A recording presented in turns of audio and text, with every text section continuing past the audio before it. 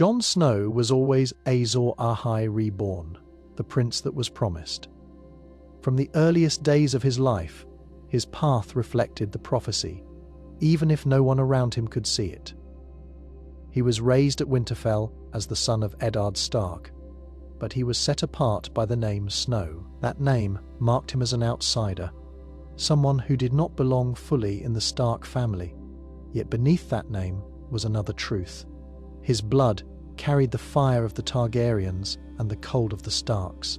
He was not only a bastard in the north, he was the living union of ice and fire. Prophecy said Azor Ahai would be born amidst salt and smoke, and would rise again when darkness fell. Jon's life fits these words. His mother, Lyanna Stark, died in a bed of blood and tears. His father, Rhaegar Targaryen, died on the battlefield, leaving his son hidden and disguised. Jon himself grew into manhood at the Wall, where salt blew in from the sea and smoke rose from the fires that kept death at bay. When the blades of his sworn brothers cut him down, his blood stained the snow. He returned through fire and breath, brought back by Melisandre's rituals. His death and resurrection fulfilled the part of the prophecy that speaks of rebirth. He was no longer only Lord Commander. He had crossed death itself and returned as something more. Look at the role he played in the wars that followed. The Night King commanded an army of the dead, yet he focused on Jon in battle. When Daenerys came with her dragons, the Night King met her fire with ice. But against Jon, there was hesitation. It was as though the Night King knew that this man carried the power to end him. Jon's sword Longclaw was Valyrian steel, a weapon made with dragon fire. That blade found its true master when it came into Jon's hand. The prophecy spoke of Lightbringer, the sword that would stand against the darkness. In Jon's story, Longclaw fills that role, not by design, but because fate placed it there. Jon's choices also mark him as the promised prince. Azor Ahai was said to forge his blade by plunging it into the heart of the one he loved. Jon's life echoed this sacrifice when he stood before Daenerys. Their love was real, but it was doomed by her hunger for the throne. In killing her, Jon gave up his own hope of peace. He acted not for himself, but for the world. His hand fulfilled the same pattern of sacrifice that gave birth to Lightbringer in legend. Jon never sought crowns or titles. He turned them down from wildlings and northerners alike. His strength came from his compassion and his refusal to rule through fear.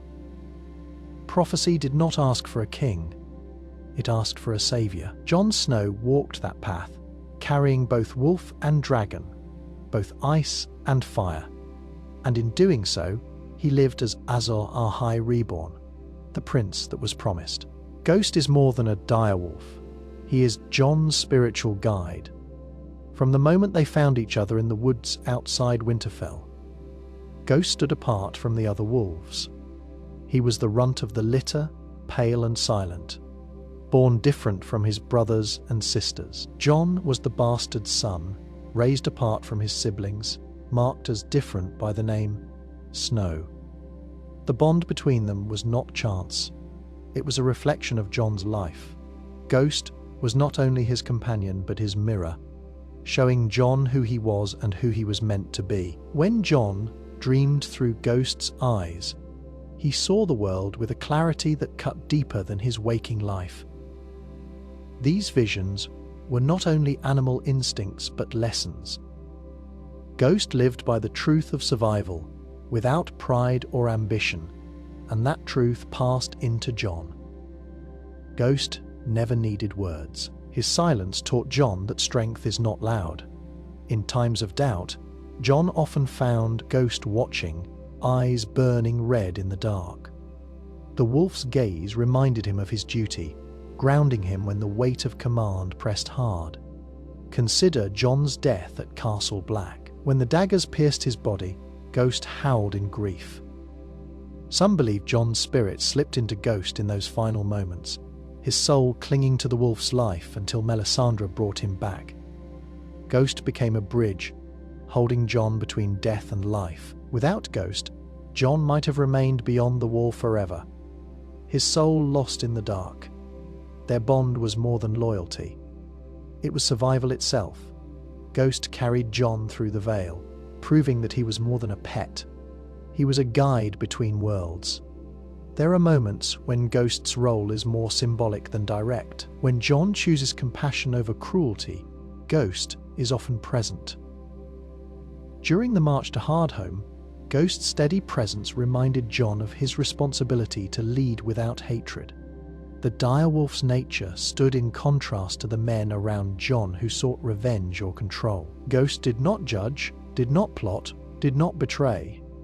He simply stood by Jon's side, demanding nothing but loyalty in return. In this way, Ghost represented the heart of Jon's leadership. Simple, clear, and unshaken. The silence of Ghost also speaks to Jon's own struggle with identity. Jon was always quieter than Robb, less reckless than Arya, and less proud than Sansa. He held his feelings close, never fully at ease in the Stark family. Ghost's silence was a comfort. They shared an understanding without words, a bond that did not need explanation. When Jon felt the sting of rejection, Ghost was there to remind him he was not alone. This constant presence shaped Jon into a man who could endure loneliness without falling into despair. When we look at the direwolves as a whole, each reflected their Stark's nature. Nymeria's ferocity mirrored Arya's wild spirit. Grey Wind's strength suited Robb's command. Summer's loyalty guided Bran into visions of the future. Ghost, though, was different. He carried no sound, no growl, only watchfulness.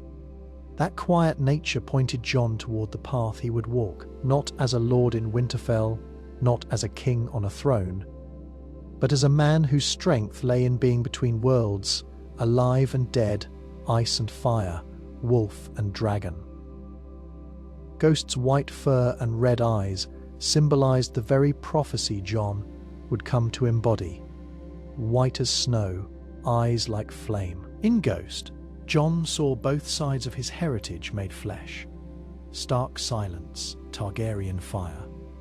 When Jon stood against the Night King's army, Ghost was more than a fighter. He was proof that Jon was chosen, that his bond to the world of spirits and symbols ran deeper than bloodlines. Ghost was not simply at his side. He was his guide through a story shaped by prophecy, death, and rebirth. R-Fey-L-Fey-J was hidden by magic, not just secrecy. The truth of Jon Snow's birth went beyond the whispers of lords and the silence of Ned Stark. If it were only secrecy, the story would have unraveled long before. Too many eyes watched Rhaegar Targaryen. Too many tongues spoke of Lyanna Stark. A prince disappearing with the sister of the Warden of the North would not stay hidden with silence alone. Something stronger covered Jon's parentage, something woven into the very air around him. Lyanna's bed of blood at the Tower of Joy was more than a tragic scene. Maesters might call it fever or blood loss, but the old ways spoke of salt and smoke, of life brought through pain and death. Some say Rhaegar believed Jon's birth was the turning point of prophecy, and if that was true, he would have made certain that no eye of man or raven could pierce the veil around his son. Magic, not whispers, was the shield. It explains why even men as watchful as Ned Stark's bannermen never questioned the sudden appearance of a bastard boy brought home from war. They saw Jon, but did not see the truth. Their minds slid past the possibility that he was Rhaegar's heir, as if the thought itself had been locked away. The Targaryens had long dabbled in prophecy, in dreams that bent reality. Rhaegar named his children as if he were writing a destiny. He would not have left his most important child unguarded by more than steel.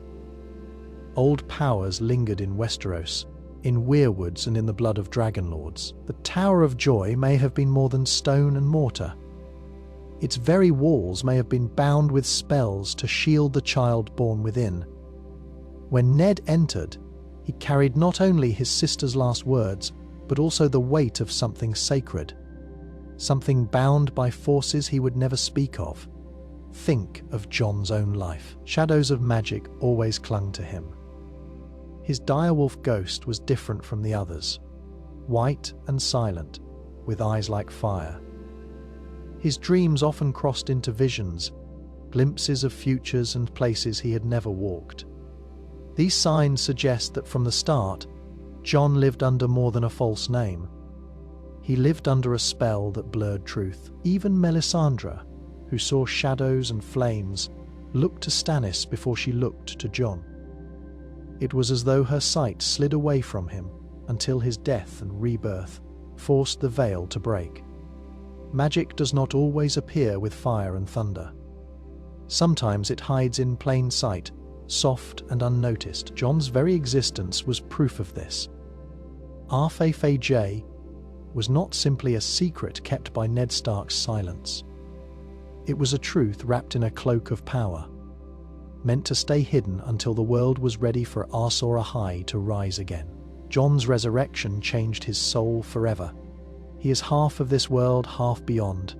When his sworn brothers turned their knives on him at Castle Black, Jon felt life slip away in the snow. That moment broke him from the oaths that once bound him.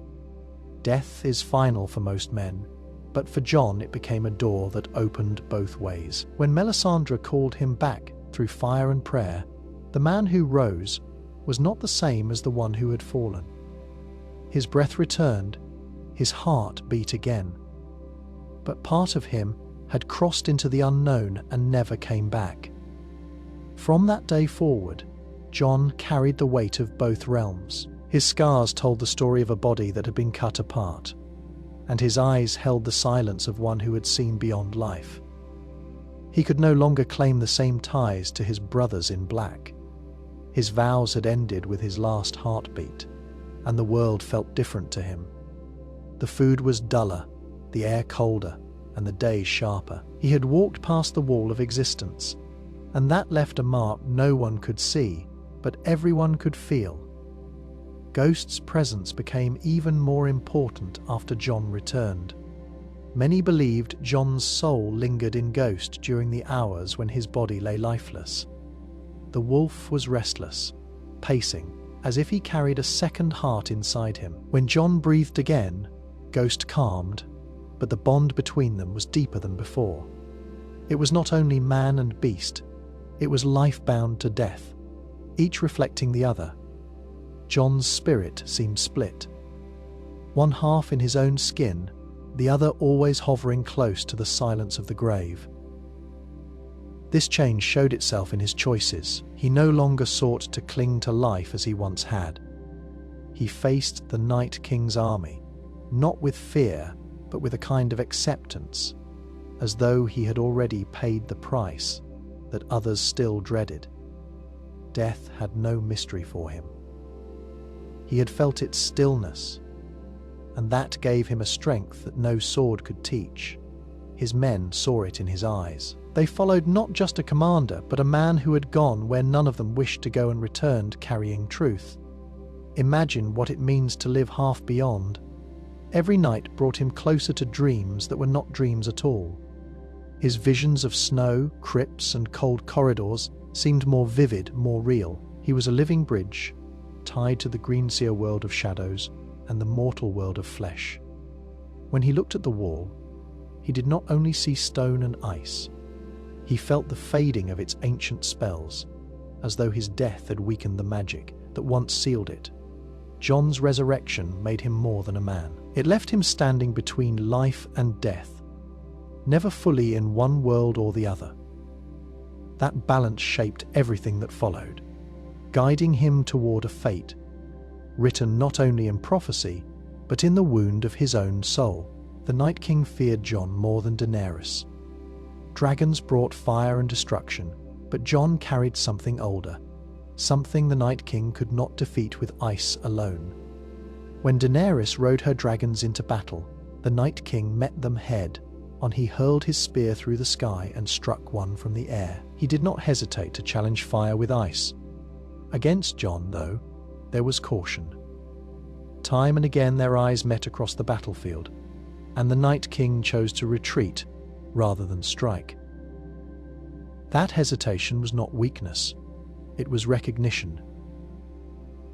Jon's blood carried the legacy of two great houses. From his Stark mother, he inherited the North, the land closest to the old magics of the first men and the children of the forest. From his Targaryen father, he inherited the fire that could wake dragons and stand against the cold. The Night King himself was created by the children, bound by their magic and twisted into something that no longer belonged to men. Jon's very being was the counter to that. He was ice and fire joined, mortal and other. The one who could unmake what had been made through blood sacrifice. Look at the Battle of Hardhome.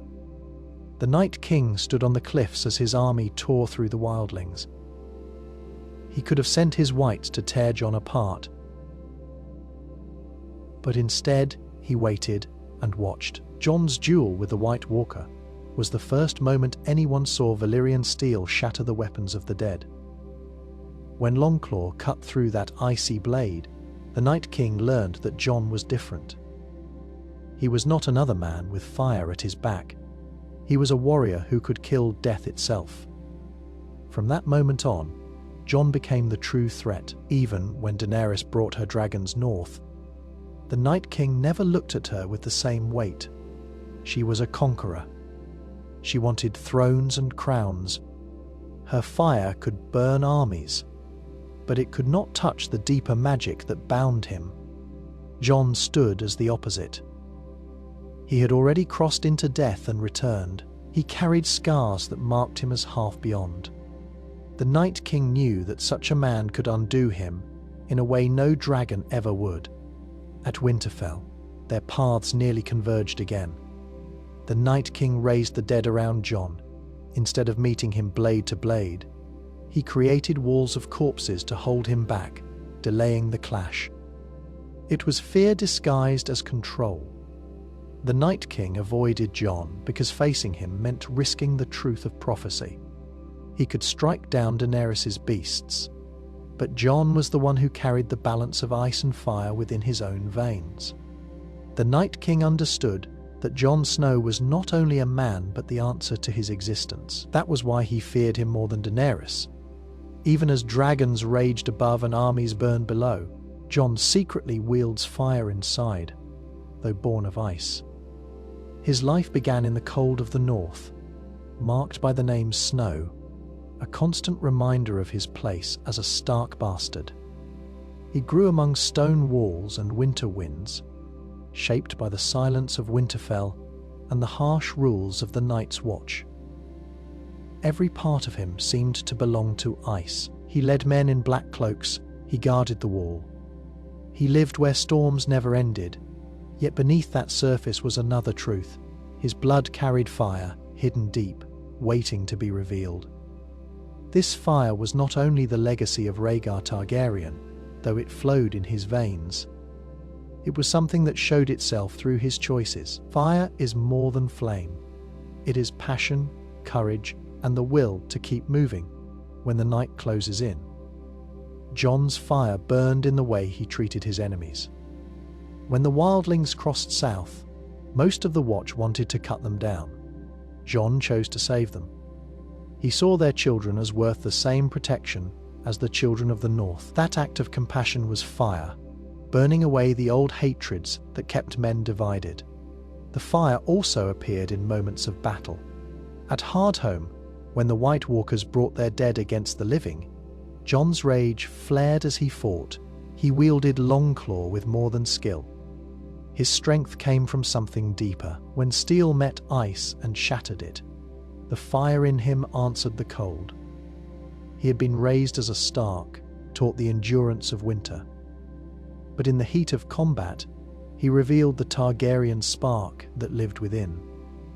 Even his bond with Ghost carried this hidden flame. Ghost's white fur marked the snow, but his red eyes glowed like embers. Jon was the same. Outwardly, he was of the North, quiet and brooding, but his soul held a fire that would not die. When Jon was murdered and left in the snow, that flame should have gone out. Yet when he returned, it burned stronger. Death had taken him, but the fire in his blood pulled him back. It was not just Melisandre's prayers that revived him. It was the spark that lived within him all along. Think also of Daenerys and her dragons. She could not bear the flame without proof of her blood, but Jon's fire was quieter. He did not command dragons in the sky. His fire was not seen in storms of flame, but in choices, in survival, in a will that refused to break. When he faced the Night King, it was not ice meeting ice. It was fire hidden within snow, burning against the cold. Jon may have been born of ice, but every step he took proved that fire lived in him, waiting for the moment the world needed it most. His exile beyond the wall was actually destiny, not punishment. Many saw it as a sentence handed down after Daenerys' death, a way to remove Jon from the politics of Westeros, without spilling more blood.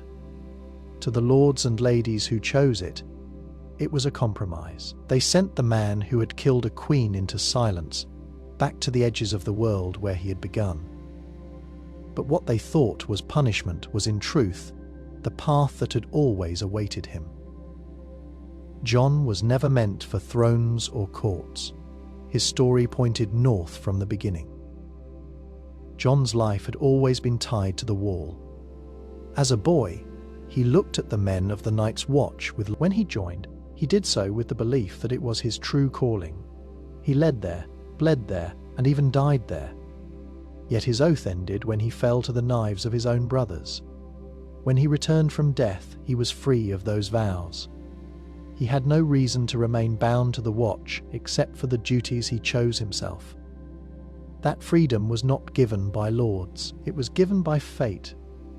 His final steps beyond the wall were not a banishment.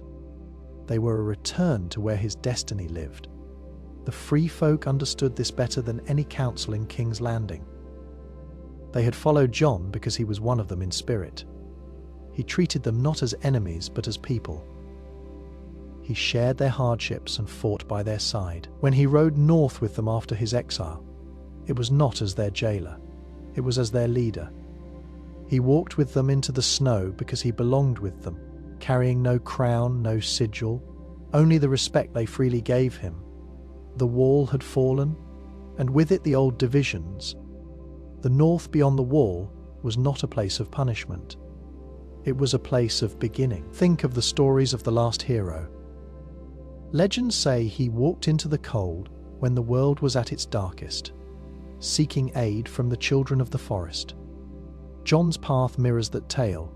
He, too, walked into the far north, beyond where the maps ended. Not as a knight of Winterfell or a king of Westeros, but as a man set apart. His exile was the echo of that legend, a step into myth rather than a retreat from power. Even Bran, who sat on the throne, seemed to know this. He did not fight to keep Jon in chains or force him to kneel. He allowed him to go because he understood that Jon's place was not in the south. His place was with the people of the north, guiding them through whatever new age would come. The choice framed as exile was, in truth, a recognition of the destiny that had always been calling Jon Snow beyond the wall. Jon's leadership echoes his ancestor, Aegon the Conqueror. The connection does not lie in crowns or dragons, but in the way both men brought divided peoples under one banner. Aegon crossed the narrow sea with his sisters and 3 dragons. He burned castles, demanded loyalty, and forged the 7 kingdoms through fire and submission. His power rested on fear and awe, but his vision was not destruction. He wanted to build unity where there had been endless wars between rival kings. Jon walked a different road, but the result was similar. He had no dragons, no throne, and no desire for conquest. Yet he too united enemies who had never trusted each other. The wildlings and the Night's Watch had fought for centuries. Raiders crossed the wall and stole what they could, while the Watch hunted them with steel. That hatred was older than memory. Jon was the one who broke it. At first, his brothers called him a traitor for treating wildlings as allies. They spat at him, threatened him, and finally killed him for it. But the wildlings themselves saw something different. They saw a leader who listened to them, who bled for them, and who risked his own life to save their families from the dead. Like Aegon, Jon built unity through action, not words. His strength came from the example he set. When he brought the wildlings through the wall, he did something no Lord Commander before him had dared. He reshaped the Watch's purpose. Their fight was no longer about ancient grudges, but about survival against the true enemy. Aegon once said that a divided realm could not stand. Jon lived that truth when he looked at the endless tide of the dead. He knew that only by uniting Northmen, wildlings and Southerners could the living endure. Consider also Jon's bond with the North. The lords hailed him king in the North because they recognized not just his blood, but his ability to inspire. Aegon had bent kings through fire and fear. Jon bent no one. He accepted the role reluctantly, yet men followed him because they believed he would never place himself above them. That humility was his fire. He commanded loyalty not by demanding it, but by earning it. When he marched south to meet Daenerys, he did so as the voice of the North, carrying their trust the way Aegon carried the weight of his dragons. Jon's leadership reflected his ancestors' purpose in a quieter form. Where Aegon conquered with fire and wings, Jon led with compassion and steel. Both men faced a fractured world. Both men saw the need to bring it together. One did it through conquest, the other through sacrifice. In their own ways, each carved unity from division, and that echo of blood bound them across the centuries. He can walk more deeply into Ghost than shown. Jon's dreams make this clear. They are not simple images or half-formed thoughts. They place him inside Ghost's skin, running through snow and smelling the world as a wolf does. The weight of paws striking the ground, the sharpness of scents, the thrill of the hunt.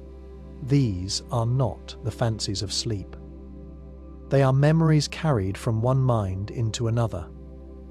This is not imagination, it is warging. And Jon's link with Ghost runs deeper than what most men ever witnessed. The Stark children all had a taste of this gift, though not all lived to understand it. Arya dreamed of Nymeria, even when oceans separated them.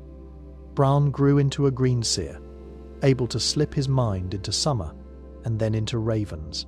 And even men, Jon's bond with Ghost is quieter but stronger. Where others must learn, Jon's connection feels natural, as if he and Ghost were two halves of one spirit.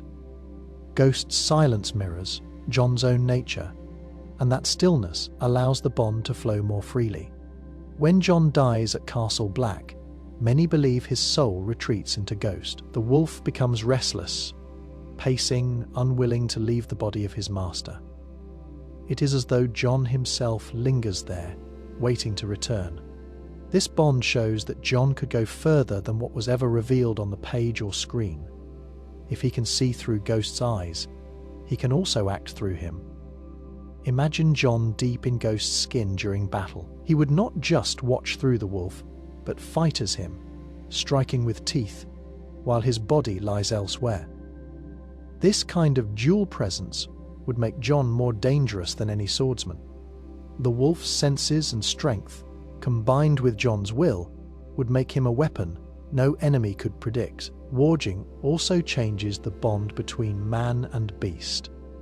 A rider controls a horse, but a warg shares life with the animal. When Jon moves through Ghost, he understands the world through instincts foreign to men. Hunger, pack loyalty, the sharp recognition of danger. These things shape him as much as sword training ever did. That is why Jon sees enemies differently from his brothers in the Watch. He feels life not only through human eyes, but through the spirit of the wolf. This explains his compassion for the free folk, his instinct to unite rather than divide. Ghost's view of the world became part of him. Jon never names himself a warg, and few around him even notice. But his bond with Ghost suggests something larger, tied to the powers of the North and the blood of the first men. If Bran can reach into the past as a Greenseer, Jon's path may rest in a different form of power, one not yet shown in full. His ability to walk more deeply into Ghost is not only a hidden strength, but a truth about who Jon Snow truly is, half man, half wolf, bound together more tightly than any words can explain. Jon's death broke the Night's Watch oath, freeing him forever. The vows of the Watch are clear. When Jon Snow fell to the knives of his own brothers, his heart stopped, his breath ended. His life, according to the oath, was over. By the very law of the Watch, his service ended that night in the snow. When Melisandre brought him back, Jon was not the same man who had spoken those vows. The words had no claim on him. He had served until his death, and death had taken him. His return was something the vows never imagined, because no man was meant to rise again. This loophole was not written into the oath, but it existed all the same. The Night's Watch bound the living, not the dead. By dying, Jon had fulfilled his promise. By rising, he stepped into a freedom no other brother had ever known. You can see how this freedom shaped his choices. After his resurrection, he did not hesitate to hang the men who had betrayed him.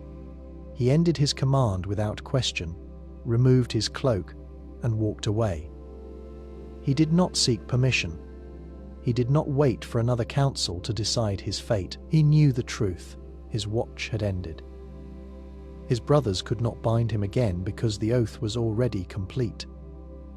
This change also altered how others saw him. To the wildlings, Jon had always been more than a crow. They followed him not because of black cloth or vows, but because they trusted him as a leader. When he returned from death, their faith to them, his freedom was not only from the Watch, but from the rules of the world itself.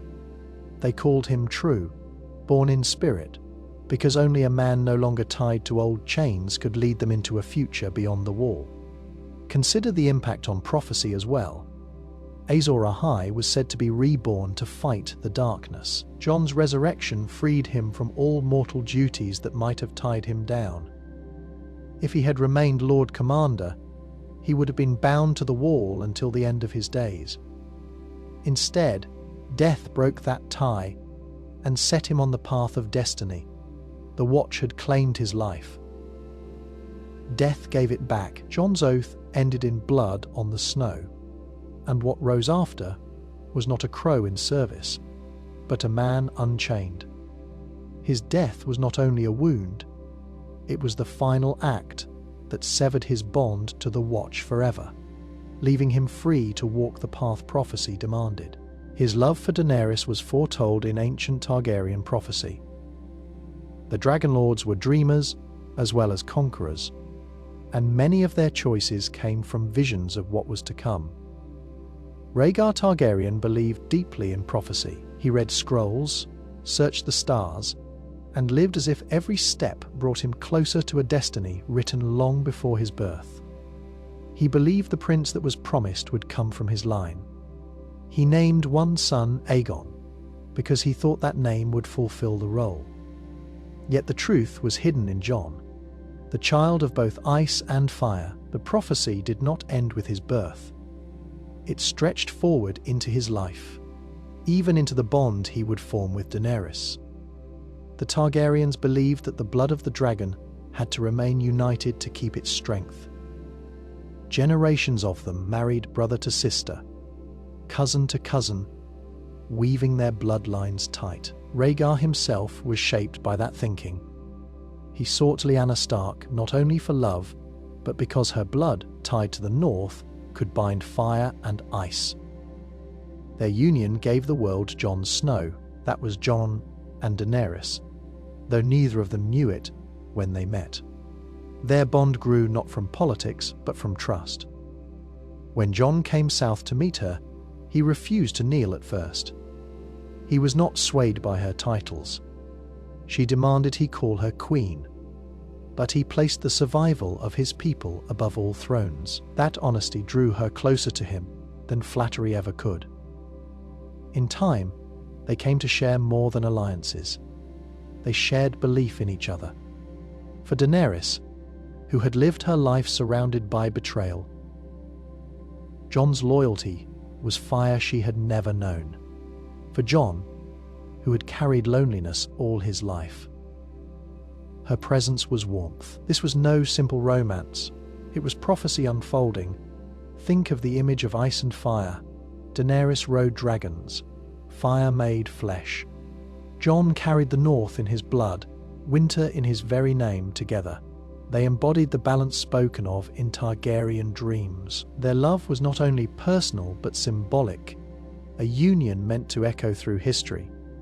In choosing each other, even for a brief time, they fulfilled the vision that had haunted the Targaryen line for centuries. Yet prophecy often carries pain. Azor Ahai forged Lightbringer by driving it into the heart of the one he loved. Jon's story echoed this when he ended Daenerys' life to save the world from her fire.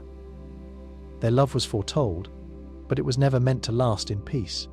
It was meant to complete the circle of prophecy, a union of fire and ice, ending in sacrifice that would decide the fate of kingdoms. The Stark's connection to the North runs through Jon more strongly. Though he was raised as a bastard, no Stark child embodied the North spirit as much as he did. Robb was heir to Winterfell, but he carried the duties of a lord as much as the instincts of a northerner. Sansa dreamed of courts and songs in the south. Arya longed for freedom beyond Winterfell's walls. Bran's path turned toward magic and visions. Jon, by contrast, seemed bound to the north from the first moment. He stood at the wall and looked into the wild beyond. The north is not only land and snow, it is survival against endless winter, loyalty that does not bend, and an old bond to the land itself. Jon showed these traits in every choice he made. He kept his word even when it cost him. He saw enemies not as faceless others, but as people shaped by the same cold and hunger. When he chose to bring the free folk through the wall, it was not only strategy, it was recognition that they were part of the same world, shaped by the same hardships. This kind of understanding marked him as truly northern. His bond with Ghost also shows this deeper tie. The direwolves were symbols of the old ways, creatures that vanished from the south long before the story began. To carry a direwolf at your side was to carry the spirit of the first men. Jon's wolf was unlike the others, pale as snow with eyes like flame. Ghost was a reminder that Jon was both set apart and yet bound more tightly to the north than anyone else. Through Ghost, Jon lived the instincts of the land. The silence of snowfall, the sharpness of hunger, the watchfulness of the predator. Jon's death and return also mirror the legends of the North. Stories of the last hero tell of a man who went into the cold with only a few companions, facing death itself to find hope for the living. Jon walked that path when he rode beyond the wall, when he fought at Hardhome, and when he gave his life at Castle Black. No Stark lived so closely to the myths of the North as he did. His story was not tied to the Games of Thrones in the South, but to the survival of his people against the Dark. Even when he was named king in the North, his rule reflected the old Northern way more than the politics of Westeros. He sat among his bannermen not as a distant monarch, but as one of them. His voice was plain, his decisions hard, his loyalty to his people absolute. The North ran through him because he lived as its son in truth, shaped by its winters and bound to its stories, more than any Stark of his generation. Jon is destined to rebuild the wall in another form. The wall that stood for thousands of years was more than stone and ice. It was magic, bound with spells of the first men and the children of the forest, sealed by sacrifice and blood. It kept out the dead and the creatures that served them. But when the wall fell, It did not only break as a structure, its collapse marked the end of an age. The old protections had faded, and the ancient powers were undone. Jon's story points to the need for something new, a barrier not made of frozen stone but of choices, unity and the will of the living. Jon's own life was shaped by the wall. As a boy, he looked north and saw purpose. When he joined the Night's Watch, he bound himself to it with vows. He lived there, commanded there, died there, and returned. The wall was his home more than Winterfell ever was. But when he came back from death, the vows no longer held him. That freedom was not a rejection of the wall, but a sign that he was meant to carry its spirit in another form. He was no longer a guard chained to a fortress. He had become something larger, a protector of all living men, no matter where they stood. Rebuilding the wall does not mean raising the same stones again. The wall that Jon is destined to create is one of understanding. He united wildlings and brothers of the Watch when no one else could. He saw that they were not enemies, but people facing the same danger, that unity was stronger than frozen towers. When he led the free folk south, he created the first cracks in the hatred that had built up over centuries. His version of the wall is not a barrier to divide men, but a bond to protect them together. Think of how the Night King was defeated. No wall of stone could stop him. No gate could hold. What ended him was not the wall's old spells, but the living choosing to fight together. Jon played the central part in forging that alliance. He bent no knee to politics in King's Landing, but he risked his life to prove the threat was real. That was the first step of the new wall, not frozen magic, but human resolve. When Jon walked beyond the ruins at the end, it was not exile. It was the beginning of his role as a builder of something greater. Among the free folk, he could forge a new order, a line not of ice but of loyalty, a defense not built on chains and vows, but on the shared knowledge of what darkness can bring. His destiny is not to guard an ancient wall, but to shape a new one, invisible yet stronger, a wall that lives in the unity of men who will never again face the long night divided. He carries both ice and fire in his veins, Stark and Targaryen. This truth defines Jon Snow more than the name he was given at birth. To the world, he was the bastard son of Eddard Stark, raised at Winterfell in the shadow of his true-born siblings, but his real father was Rhaegar Targaryen, heir to the Iron Throne, and his mother was Lyanna Stark, the Wolf, Maid of the North. His very blood was the meeting of two great houses, one tied to snow and stone, the other to dragons and fire. In Jon, the ancient prophecy of ice and fire was made flesh. The Stark side shaped his childhood. Winterfell taught him loyalty, restraint, and duty. The North ran through him in silence and endurance. He learned to hold his feelings close, to keep his honor even when the world mocked him as a bastard. From his Stark blood came Ghost, the direwolf that mirrored his soul pale as winter with eyes burning red. That bond to the old gods and the magic of the first men rooted him in the North. He was tied to the land and its legends, walking in the shadow of the last hero, a figure who faced the long night with little more than courage. The Targaryen side was hidden, but it lived in him all the same. Fire did not show itself in dragons circling above him, but in his spirit. Fire is passion, will, and sacrifice. Jon carried it in the way he faced enemies with unyielding resolve, in the way he acted with compassion, even when others chose cruelty. When he led the wildlings through the wall, it was not ice guiding him, but fire. The flame of empathy that refused to let children die because of ancient grudges. His Targaryen fire revealed itself not in conquest, but in the strength to break cycles of hate. This dual heritage became most clear when Jon returned from death. Ice claimed him first. He fell in the snow, stabbed by his brothers, breath gone, skin cold. Then fire pulled him back. The rituals of Melisandre may have sparked it, but what truly revived him was the flame that had always burned in his blood.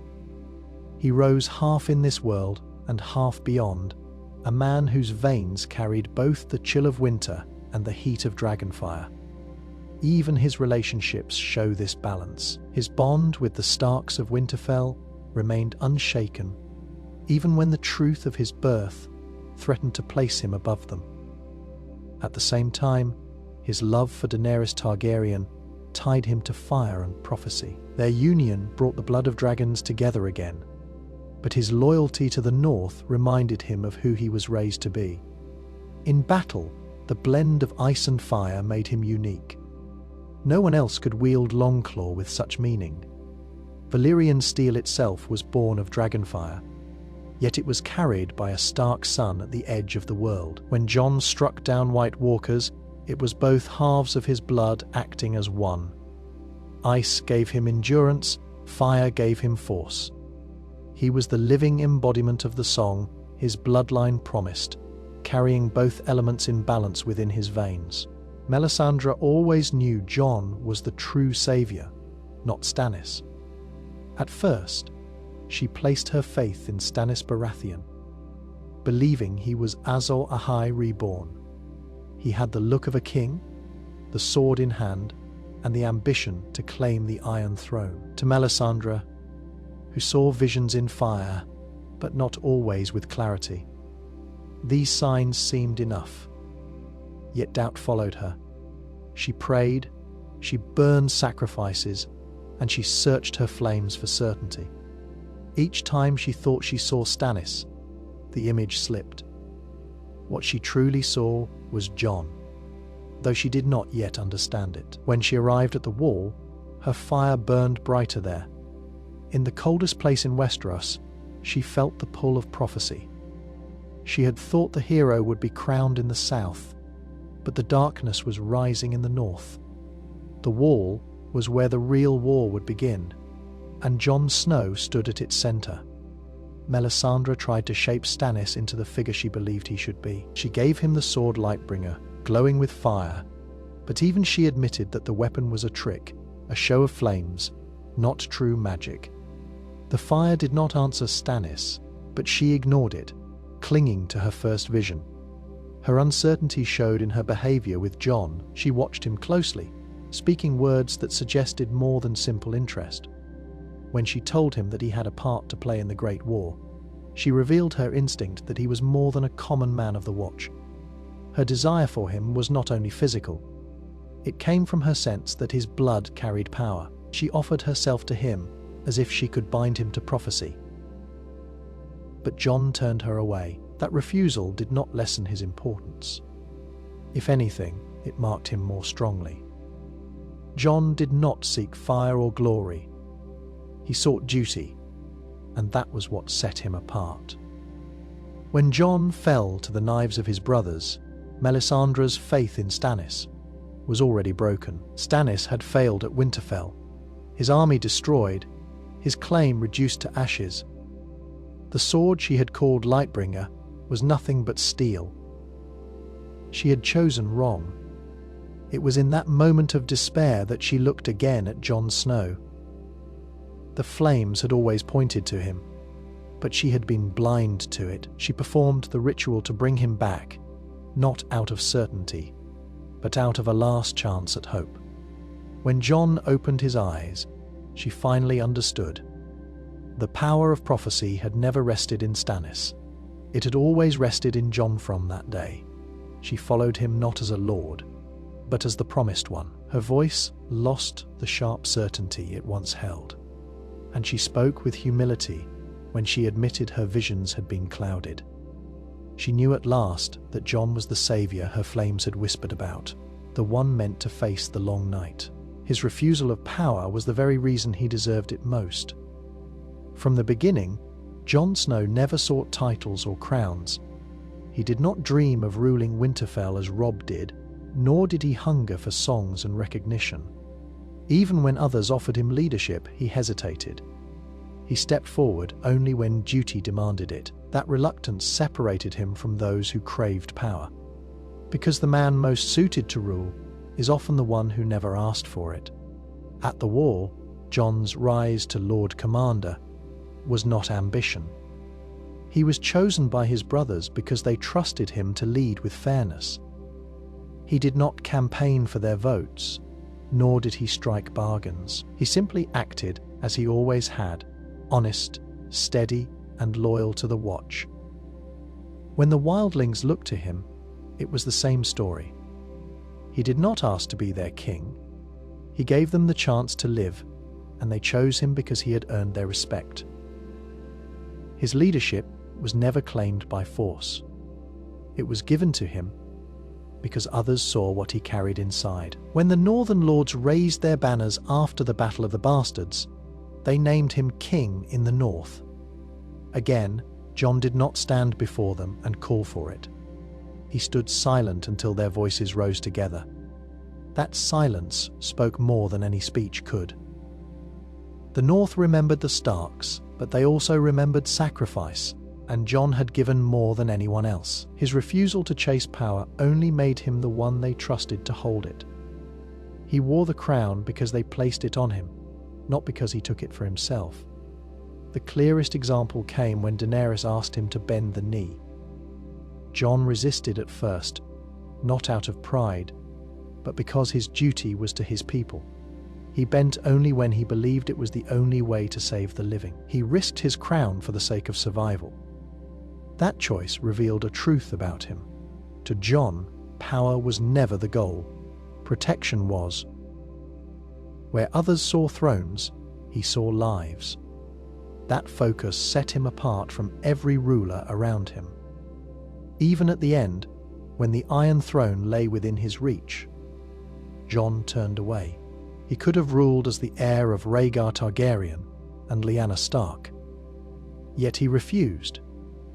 He chose exile and freedom rather than chains of power to most.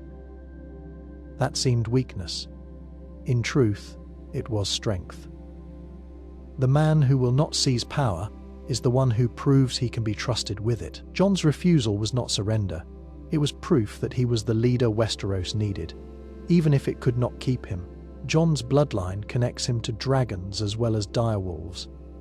His parentage was hidden from him, but it gave him ties to two great powers of Westeros. Through Lyanna Stark. His mother, he carried the blood of the first men, the line that had ruled the North for thousands of years. That bond gave him Ghost, a direwolf unlike any other, silent and watchful with white fur and red eyes. Through Rhaegar Targaryen, his father, Jon carried the blood of old Valyria, the legacy of dragonlords, who once ruled the skies with fire. His life was shaped by both, and together they made him the living union of ice and fire. The direwolves appeared as if sent by fate. 6 pups for the 6 Stark children, each reflecting the nature of its master Ghost. Found apart from the others, belonged to Jon alone.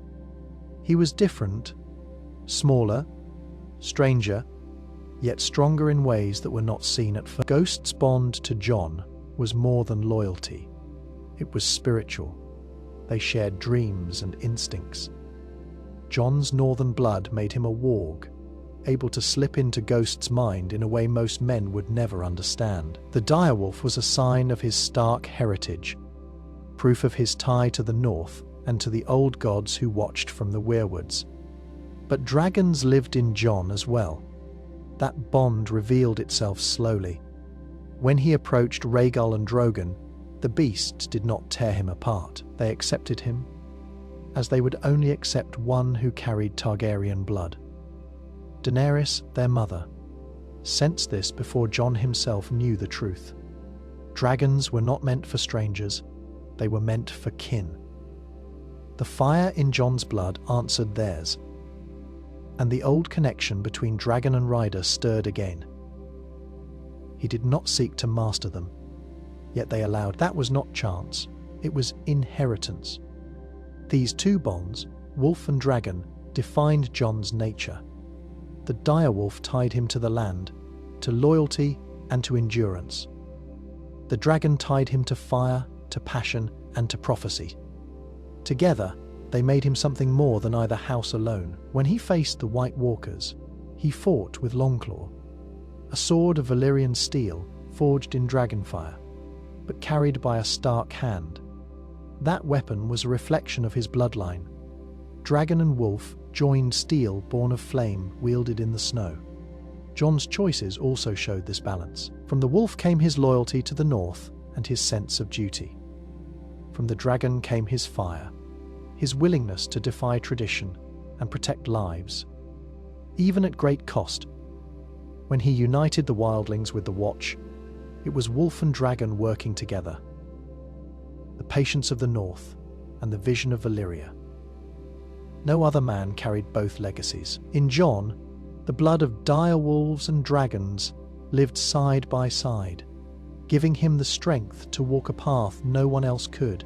He will father a new bloodline that unites Stark and Targaryen legacies. Jon's birth was itself the first step in this union. The child of Lyanna Stark and Rhaegar Targaryen.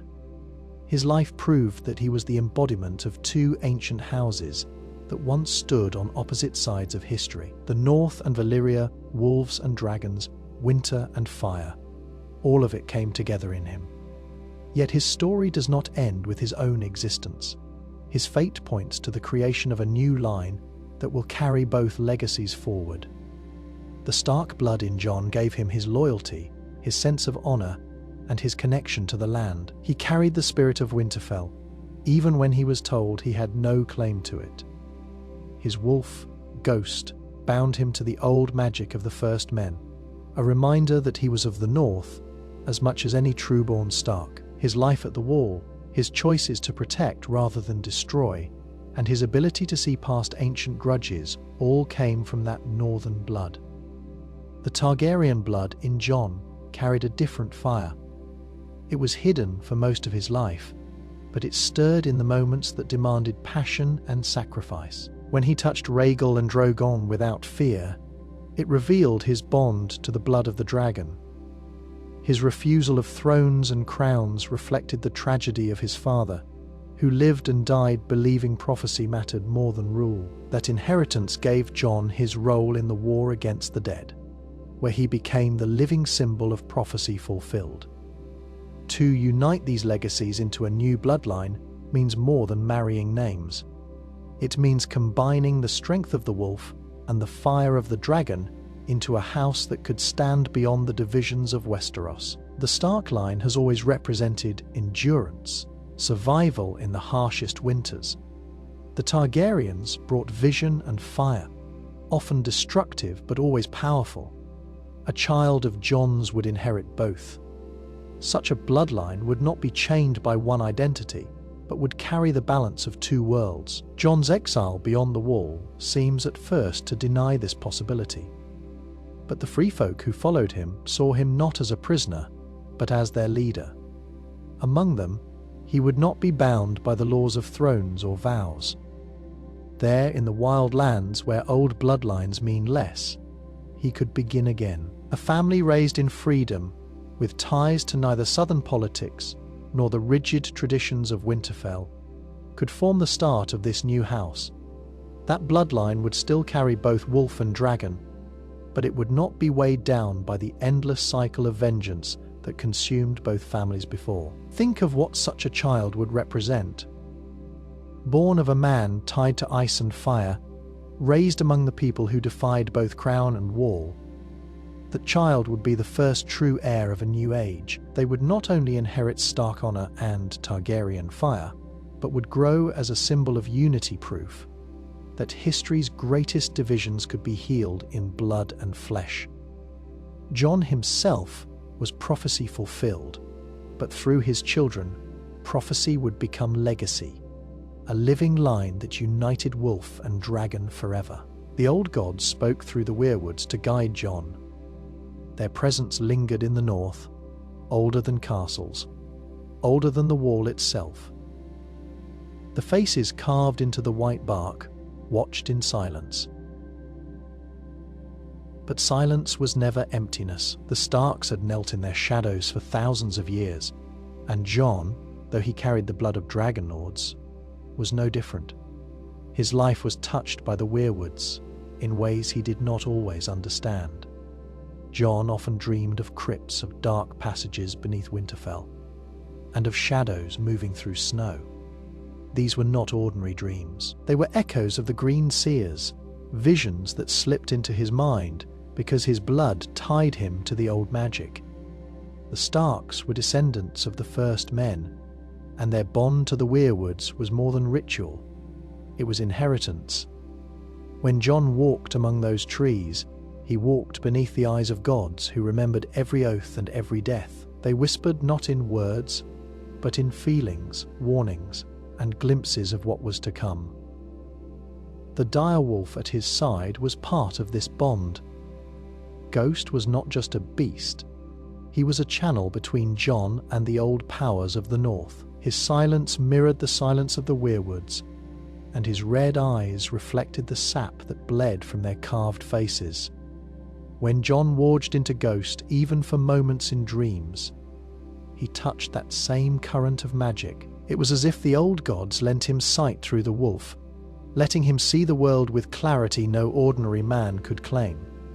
Consider how Jon acted at Hardhome, surrounded by death, facing an army that could not be stopped by swords alone.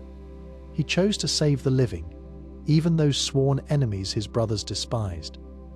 That decision was not only his own, it was the echo of the old god's will. They had always been tied to balance, to the cycle of life and death in the natural world. Jon's compassion, his ability to see beyond the hatred of his age, reflected the whispers of something older guiding him. He was not meant to stand only as a Stark or only as a Targaryen. He was meant to be the bridge, chosen by gods who watched from the trees. Their roots ran deep beneath the land, tied to the spells that held back the dead. When Jon died, those spells weakened, as if his own blood had been part of their strength. His resurrection may not have come through the old gods directly, but their presence lingered in what followed. His choices carried the weight of their guidance. He fought not for crowns, but for survival. He placed the living above thrones, the same way the weirwoods outlasted kings and dynasties. The old gods spoke through stillness, through red sap and carved faces. Jon listened, even when he did not know it. Their guidance shaped his path, carried through Ghost, through dreams, and through the pull of duty he could never abandon. In him, the voice of the past found action in the present, and the will of the North walked again in flesh and blood. His visions in dreams are fragments of Greenseer ability. Jon never named himself a Greenseer, nor did he understand what those dreams meant. Yet again and again, he saw things in sleep that were more than memory or fear. He dreamed of walking through the crypts beneath Winterfell. He dreamed of snow and endless cold, of corridors stretching beyond sight, and of his wolf's eyes seeing in the dark. These were not illusions of the mind. They were pieces of the gift that ran in the blood of the first men and the Starks who carried it. The Greenseers were said to see through time, as well as through the eyes of animals and trees. Bran grew into that gift fully, learning to step through the weirwoods and reach into the past. Jon never trained in this way, but his blood carried the same thread. His dreams gave him fragments, flashes of what lay ahead or truths hidden from the waking world. When he slipped into Ghost in his sleep, he tasted the wolf's instincts, the smell of prey, the sharpness of danger. These moments were more than simple warging. They were hints of something larger, visions that blurred the line between man and spirit. Consider how often those dreams guided his choices. The crypts of Winterfell haunted him, long before he knew his true parentage. Those dreams may have been the old god's way of pushing him toward the truth, whispering that he was tied to the dead of Winterfell, but also apart from them. His wolf dreams gave him warnings of danger before they came. When he trusted them, he often survived trials that should have ended him. These were not the gifts of ordinary men. but pieces of green seer sight surfacing in him without training. The depth of Jon's gift can be seen most clearly in his death. Many believe that in those hours when his body lay cold, his spirit lived in ghost. The wolf grew restless, howling, pacing, his red eyes burning brighter than ever. If Jon's soul truly slipped into his wolf, that was greenseer power in its purest form, the spirit of a man crossing into another life to endure death itself. When Melisandre called him back, the bond between man and wolf seemed stronger, as if that crossing had burned away the last veil between them. It is also important to see how Jon's restraint shaped this gift. Unlike Bran, who leaned into visions and the lure of power, Jon resisted. He never sought to master his dreams. He treated them as shadows, not as destiny. This kept his fragments unshaped, but it also gave him clarity. He used what he saw not for control, but for survival and duty. His dreams gave him pieces of prophecy, and he lived them without chasing them. That humility marked him as different, yet no less touched by the power of greenseers. Jon's visions were not accidents. They were fragments of a deeper gift, the old sight of the Starks. Through dreams of wolves, crypts, and snow, he walked in shadows of greenseer power, carrying a talent that guided him even when he did not name it. Jon's name was meant to be Aegon, but Snow shaped his humility. When Lyanna Stark gave birth in the Tower of Joy, she whispered her son's true name to her brother, knowing he was the last hope of her child's survival. Rhaegar Targaryen had chosen the name Aegon because he believed in prophecy. To him, this child would be the prince that was promised, the one who would fulfill the Song of Ice and Fire. Aegon was a name tied to power and destiny. It was the name of conquerors, of dragon lords who had bent kingdoms to their will. Yet the world did not know him as Aegon. To the north, he was Jon Snow, the bastard son of Eddard Stark. That false name shaped the man he became more than prophecy ever could. Aegon, had he grown under that title, might have believed himself destined to rule. Surrounded by talk of thrones and bloodlines, he would have carried the weight of expectation from childhood. He might have grown proud, convinced the world owed him loyalty because of who his parents were.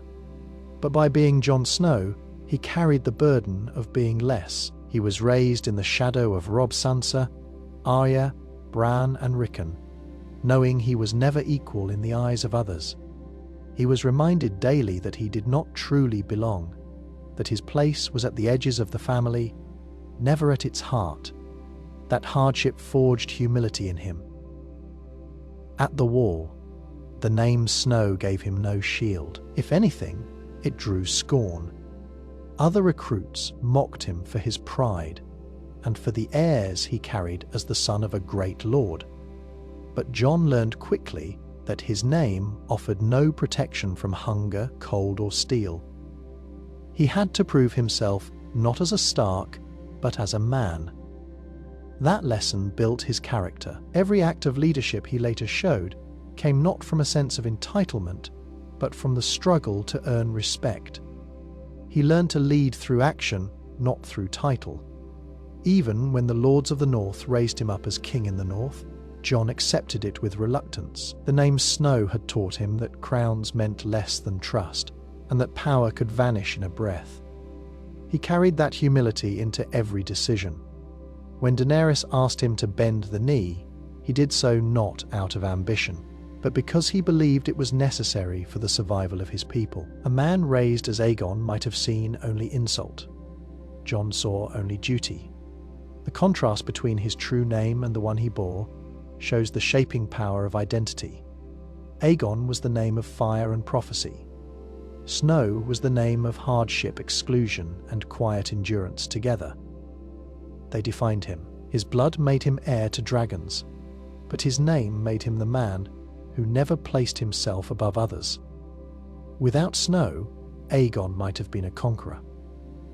With Snow, he became something rarer, a leader who understood humility as strength. His survival is tied to Ghost's presence.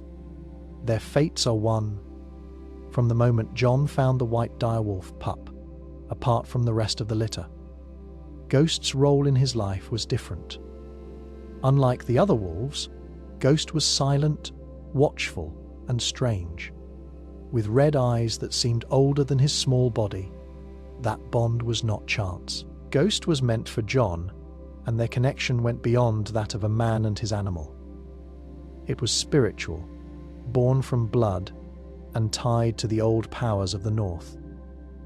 Ghost followed Jon through every trial, appearing at moments that marked turning points in his life. When Jon swore his oath to the Night's Watch, Ghost stood beside him, as if sharing the vow. When Jon rode beyond the wall into lands of snow and death, Ghost guarded him. When Jon was betrayed by his brothers and left bleeding in the snow, Ghost howled and prowled restlessly, as though Jon's own spirit had not yet left the world. Many believe that in those moments of death, Jon's soul entered Ghost, sheltered within him until he returned to his body. That possibility explains why their bond was so unbreakable. Without Ghost, Jon might never have found the path back. Wargs often shared a part of their lives with their beasts, but Jon's link with Ghost was deeper than instinct or dream. Ghost mirrored Jon's nature more closely than any other direwolf matched its master. He was quiet but fierce, apart from the pack but never weak. He endured hunger and hardship with silent strength, just as Jon endured the scorn of being called Snow. The two reflected one another so completely that their survival felt bound together. When Jon stood on the edge of death, Ghost's presence held him, carrying him between life and the void. The North always tied wolves and men through legend. The Starks were said to have wolf blood in their veins, and their sigil was no mere symbol but a truth of their line. Ghost was the living sign of that truth for Jon. His life was not only guarded by steel or oath, but by the wolf who carried part of his spirit. If Jon had been raised without Ghost, his fate would have been different. He might still have fought bravely, but he would not have carried the same depth of strength, the same sense that another life breathed alongside his. In the wars to come, Ghost was more than a companion. He was Jon's anchor. In every decision Jon made, the wolf's presence shaped his instincts. Ghost reminded him of who he was, kept him grounded in silence when thrones and crowns pulled at him, and carried his spirit in the hour of his greatest trial. Their lives were bound together from the first moment in the snow, and neither could exist whole without the other. Jon survived because Ghost was with him, and Ghost endured because Jon was his master. Their fates were, and always would be, one. The wall fell because Jon's death weakened its magic. For thousands of years, the wall stood as more than a wall of stone and ice. Its strength came from ancient spells woven by the first men and the children of the forest. It was a barrier against the dead, holding back the others through wards no human fully understood. But magic is not unshakable. It depends on balance, blood, and the lives of those tied to its making. Jon's death at Castle Black was not just the end of a man. It was a breaking of the link that helped keep the wall strong. The vows of the Night's Watch bound each man to the wall until death. These words were more than a promise. They were part of the wall's power. The Watch gave their lives in service, and in return, the wall held. Each brother who swore the oath added to its weight. Jon, though he was not aware of it, carried more within him than any other man in black. His Stark blood tied him to the first men, whose pact with the children first shaped the wall.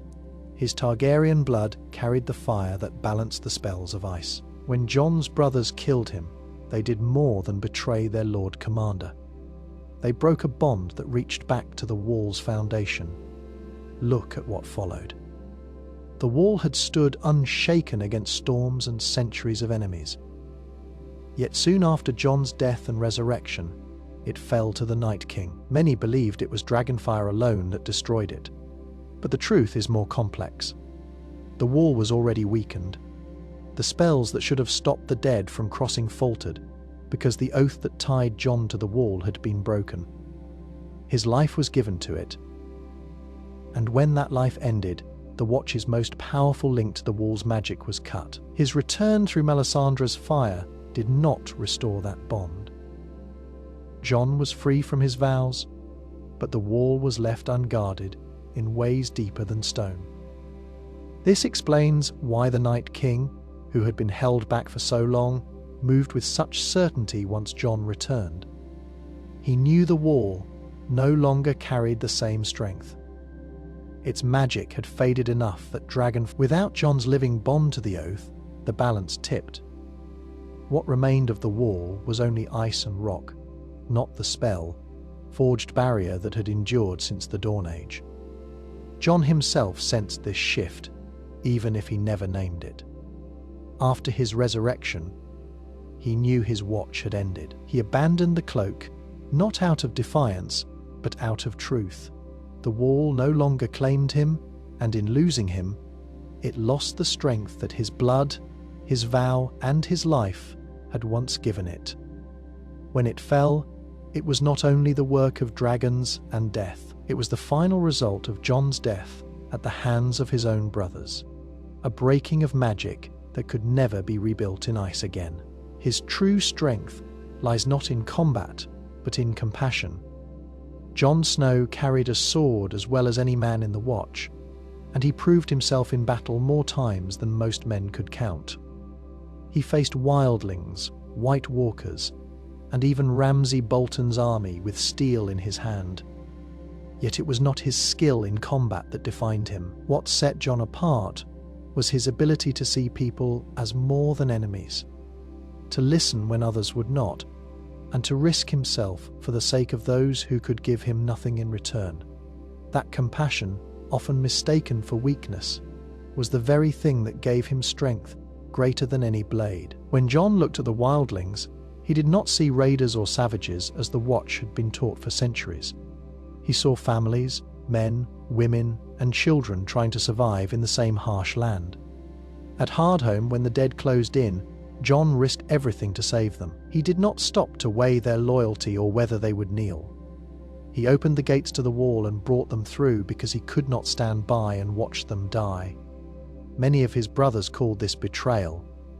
They accused him of breaking faith with the Watch. But Jon understood that compassion was not betrayal. It was the only way to survive the war to come. His decision to save the free folk created allies where there had only been enemies, and those allies stood with him in battles that followed. Jon's compassion also shaped how others followed him. Men trusted him not because he was the best fighter, but because they knew he cared for them beyond rank or duty. When he became Lord Commander, he treated even the lowest recruit with fairness. He listened when others spoke, and he carried the burdens of leadership without placing himself above those he led. This is why the Northern Lords later raised him as king in the north. They saw that his choices came from concern for his people, not from hunger for power.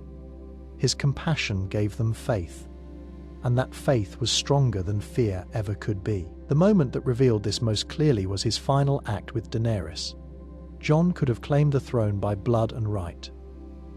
Instead, he chose to stop her when her fire threatened to consume the world. It was not ambition that guided him, but compassion for the countless innocents who would have burned under her rule. That choice broke him, cost him everything. Yet it proved that his heart carried more weight than his sword. In a world where men fought for crowns with steel and fire, Jon's strength came from a different place. His compassion turned enemies into allies, earned loyalty without demand, and drove him to protect lives even when it meant sacrificing his own. He could wield a blade, but it was his mercy that made him truly powerful. Jon's fate is to wander, like the last hero of legend. The stories of the Long Night speak of a man who set out into the cold when the world was falling into shadow. The last hero carried little with him, only a sword, a horse, and a small group of companions. One by one they were lost to hunger, cold, and the dead. Yet he pressed forward alone. His journey was not about ruling or building kingdoms. It was about surviving and carrying hope in a time when all else had failed. That figure belongs to myth, but Jon's life mirrors it too closely to ignore. From the moment of his birth, Jon was set apart. He grew up in Winterfell but never belonged fully among the Starks. At the Wall, he swore an oath that bound him but also pushed him to the edge of the world. Even when the Northern Lords raised him as king, he held the crown like a burden, not a prize. At every turn, he was placed in positions of leadership only to be cast out again, whether by betrayal, death, or exile. This cycle shaped him into a man who was never meant to stay rooted in one place. Like the last hero, his story was about wandering beyond the reach of thrones. His journey north at the end of the war showed this most clearly. Many thought his exile was punishment, a way to remove him from the game of crowns. But to Jon, stepping beyond the wall was not a chain, but a release. He returned to the land where he had always felt most alive, a place of snow, silence, and danger. Like the last hero, he rode out with only his wolf and a band of companions who trusted him because they had shared struggle, not because of titles. The wildlings saw him as one of their own, and in their company, he became what he was always meant to be, a wanderer walking paths no lord would choose. The last hero's tale is tied to sacrifice. He endured loss so that the world could survive. Jon's life carried the same weight. He gave his life at Castle Black and came back changed. He gave his heart to Daenerys and then ended her life to save others. Every part of his story demanded that he put others before himself. That burden left him unfit for the life of kings and lords, but it made him fit for the endless road beyond the wall, where survival itself is victory. In wandering, Jon carries the memory of both houses in his blood. He is Stark, tied to the north, and Targaryen, tied to fire and prophecy. But he is not bound to Winterfell or King's Landing. Like the last hero, he belongs to the spaces between, where the cold wind cuts and the snow falls without end. His fate was never to rule behind walls, but to walk the wild, carrying the weight of what was lost and the hope of what might come again. The Night King's touch on Jon would have revealed hidden power. We saw what happened when the Night King laid his hand on Bran. That single touch marked him, breaking the protections of the three-eyed Raven's cave and allowing the dead to find their way inside. It was not only a mark, but a bridge, a way for the Night King's power to connect with a living being tied to old magic. If such a touch had fallen on Jon, it would not have destroyed him.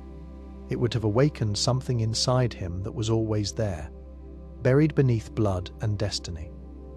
Jon's nature made him different from every other man who faced the White Walkers. He carried Stark blood, tied to the First Men and the Weirwoods, which linked him to the old powers of the North. He also carried Targaryen fire, the blood of old Valyria, which had once bred dragons and bent fire itself to human will. Ice and fire ran through him in equal measure, and this balance made him more than mortal in the struggle against the dead. If the Night King had touched Jon, the meeting of that cold power with Jon's mixed bloodline would have caused a reaction unlike anything seen before. We saw glimpses of Jon's hidden strength whenever he fought the White Walkers. He was one of the few living men able to kill them, wielding Longclaw, a Valyrian steel sword. The metal itself was forged with dragonfire, and in Jon's hands it became a weapon of balance, combining his Stark endurance with his Targaryen fire. But there was more than steel at work when Jon stood face to face with the Night King at Hardhome. The two locked eyes, as if recognizing something in each other. The Night King raised the dead, but he did not raise Jon. That choice was not weakness, it was recognition. He sensed in Jon a strength that resisted his command, a power that would not bend. A direct touch would have brought this power to the surface, just as Bran's Greenseer gift was unlocked more fully by the Night King's mark. Jon's own hidden connection to the forces of ice and fire could have awakened. He might have gained visions of the Night King's mind, glimpses of the truth behind the army of the dead, or even the ability to sense their movements. His Stark blood tied him to the old gods, and his Targaryen blood tied him to fire. The Night King's cold hand could have ignited that balance, forcing Jon to embrace the full depth of what he carried. Imagine a moment where Jon's arm burned with frost after such a touch. Yet the fire in his blood held it at bay. That scar would not have been a wound, but a mark of survival. Proof that he stood at the meeting point of both forces. The Night King's touch was meant to destroy or enslave, but on Jon, it would have revealed the truth of his nature, the man who was never only of ice or fire, but the living balance of both. He could have claimed the Iron Throne, but chose freedom. Jon Snow was the son of Rhaegar Targaryen and Lyanna Stark, and by blood he had the strongest claim to rule Westeros. Rhaegar's children with Elia Martell had been killed during Robert's rebellion that left Jon hidden as a bastard at Winterfell, as the last living son of the Crown Prince. His father's name and his mother's Stark blood made him heir to both South and North. Once his true parentage was known, he could have placed his hand on the throne with more legitimacy than Daenerys or any other rival. Yet Jon never reached for it. He turned away because power was not his goal. Freedom for himself and his people mattered more. Throughout his life, Jon's choices showed this. At the wall, he could have used his Stark name to gain advantage, but he lived as a brother like any other. When he became Lord Commander, he did not rule for himself. He tried to save lives, even when it cost him loyalty. He was willing to be hated if it meant protecting the realm. That same humility marked him when he met Daenerys. She demanded that he bend the knee, and though he later did for the sake of unity, he never once sought her throne. He cared only about the war against the dead. After Daenerys burned King's Landing, Jon stood at the center of a broken kingdom.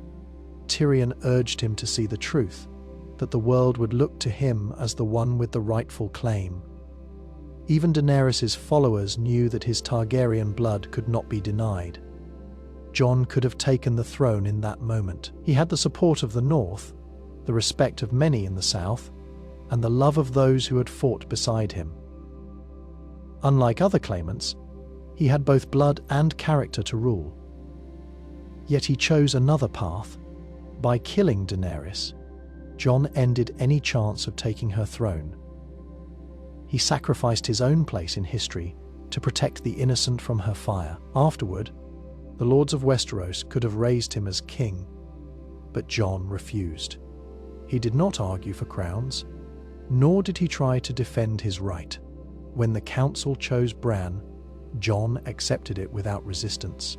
He walked away, exiled to the north, but in truth, he walked free. The throne would have been chains around him, forcing him into the same cycle of power and blood that had destroyed every Targaryen before him.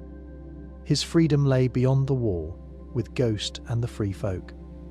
There, he was not king or lord, but a man among people who followed him because they trusted him, not because of birth or crown. In choosing that path, Jon showed that real strength was not in seizing the throne, but in turning from it.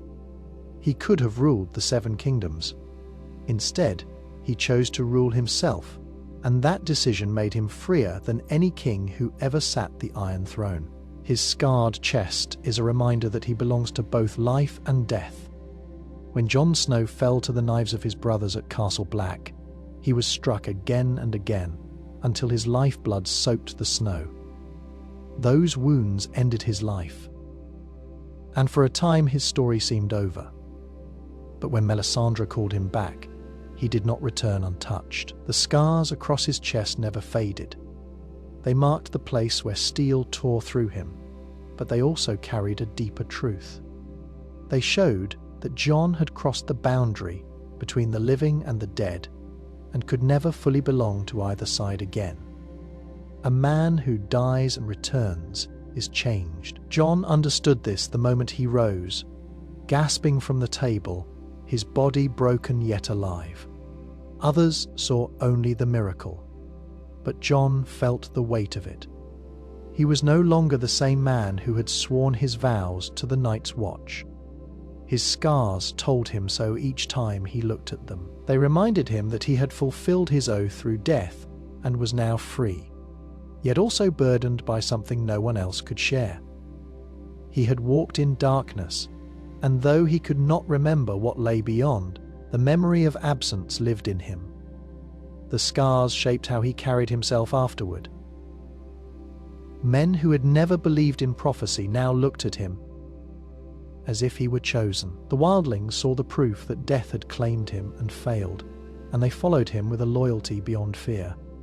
His brothers, even those who had once doubted him, could not deny the mark of his survival. But Jon himself bore no pride in it. He saw the scars not as proof of greatness, but as reminders of sacrifice. They bound him to the truth that his life no longer belonged to him alone. These wounds also tied him to both sides of prophecy. Azor Ahai was said to be reborn through fire and blood. Jon was reborn through death and ice. But the scars across his chest were his lightbringer, forged in his own body. They were the cost of his return, the reminder that his soul was now divided. Part of him walked among the living, commanding armies and speaking to men. Another part lingered in the silence he had crossed, closer to the realm of the dead than anyone else. That duality gave him insight. He could never forget the fragility of life, and he fought harder to protect it because he had felt it slip away. Even in his private moments, the scars stayed with him. When he bared his chest, he saw not only pain but the map of his fate. Each mark was a boundary line, telling him he could not be whole again. He belonged to the living world by choice, but the dead had claimed part of him forever. His scarred chest was not a disfigurement. It was a truth carved into his flesh, proof that Jon Snow stood in both worlds at once, bound to life by breath, but tied to death by memory. Jon's greatest victory was breaking the cycle of vengeance. Westeros had long been trapped in that cycle. Houses warred against one another for centuries. Each blow answered with another, each loss fueling hatred that passed from father to son. The Starks and Boltons, the North and the Wildlings, the Targaryens and their usurpers, all of it was built on revenge. Jon Snow stood in the center of these feuds and chose differently. He bore grudges like anyone else, but when given the chance to act on them, he often set vengeance aside to pursue survival and peace. That decision, repeated again and again, became his greatest strength. When the Night's Watch made him Lord Commander, he faced the ancient hatred between crows and free folk. For thousands of years, the Watch hunted the wildlings, and the wildlings raided the lands south of the Wall. Men on both sides had lost fathers and brothers. Jon could have chosen vengeance and waged war. Instead, he opened the gates. He offered safety to the wildlings, even as his own men cursed him for it. To him, the old cycle of bloodshed meant nothing against the threat of the dead. By breaking that chain, he created allies who later fought beside him in battles that would have been lost without them. His struggle with the Boltons showed the same truth. Ramsay had stolen Winterfell, murdered Rickon, and flayed countless innocents. Jon had every reason to kill him out of vengeance alone. Yet even in the heat of battle, Jon did not seek revenge for its own sake. He fought because his people needed freedom. Ramsay's death came not as an act of Jon's personal rage, but as justice delivered after victory. The North rose again, not because Jon avenged himself, but because he freed them from tyranny. The clearest proof of this victory came in his choice with Daenerys. He loved her, yet when she burned King's Landing, he saw the cycle begin again. Fire would answer fire, and thousands more would die. By ending her life, he did not take vengeance. He did not act for himself, for his house, or even for the North. He acted to stop another endless war before it consumed the realm. That choice destroyed him, costing him crown, yet it broke the pattern that had haunted Westeros for centuries. Jon's strength was not only in battle, but in knowing when not to fight for blood. He refused to let vengeance rule him, even when it was the easier path, where others sought to balance loss with more loss. Jon looked for ways to end the chain that made him different from the lords and kings before him. His greatest victory was not the defeat of a single enemy, but the decision to step out of the endless shadow of vengeance, giving the living a chance to build something new. He is the embodiment of balance, neither Stark nor Targaryen fully. From his first breath, Jon Snow lived between two worlds. The son of Lyanna Stark and Rhaegar Targaryen, he carried the blood of ice and fire in equal measure. Yet he never stood fully in one camp. Raised in Winterfell as the bastard son of Eddard Stark, he carried the values of the North: loyalty, duty, and honor. At the same time, his hidden bloodline gave him the heritage of Valyria, tied to fire, dragons, and conquest. He belonged to both, yet he could not be claimed entirely by either. In Winterfell, Jon was a Stark, but not a Stark. He bore the name Snow, marked as illegitimate in the eyes of lords and ladies. Catelyn never accepted him, and he often stood apart from Robb, Sansa, and Arya. Despite their sibling bond, this distance taught him humility, but it also gave him clarity. He learned to see the truth of people beyond birth and name. His time in the North rooted him in the old ways, the bond to the land and to the people who endured the cold. Those Stark qualities never left him, even when he discovered the truth of his blood. When his parentage was revealed, Jon carried the fire of the dragon as well. He was the true-born son of Rhaegar, heir to the Iron Throne by right of blood. Yet this truth did not transform him into a conqueror. Unlike Daenerys, he did not dream of cities bending the knee or of crowns to claim. His Targaryen blood gave him fire, but he used it as balance to his Stark restraint. He rode a dragon, something no Stark could have done, yet he never let the fire consume his sense of duty. This balance shaped every choice he made. When he met the wildlings, he showed Stark compassion by treating them as equals. But he also carried the Targaryen instinct to lead and unite. When he faced the Night King, he stood with northern steel in hand, yet it was his fire-forged Valyrian blade that gave him victory. Even his love for Daenerys showed this duality. His heart, bound by Stark honor, warred against his blood, which tied him to her by prophecy and fate. In the end, it was this balance that led him to stop her, not out of hatred, but out of duty to the living.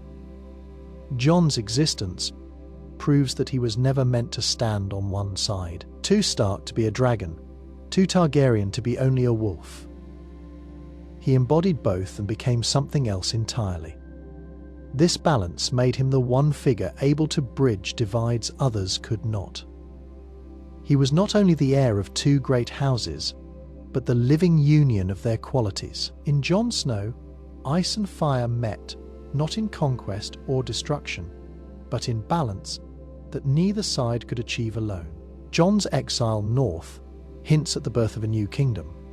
To many in Westeros, his banishment beyond the wall was a way to remove him from the struggles of the realm.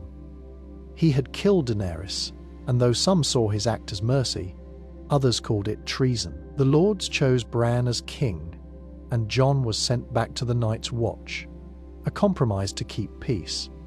Yet when he passed through the gates of Castle Black and rode with the free folk into the wilderness, it was clear his story was not one of punishment. It was the beginning of something else. The wall had fallen, the Night King was gone, and the purpose of the watch was finished. Jon knew this better than anyone.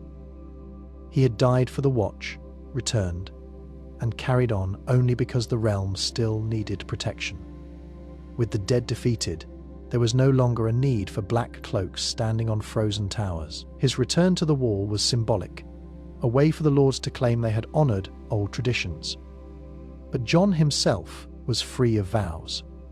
His choice to go beyond with Ghost and the Free Folk was not exile but a step into new life.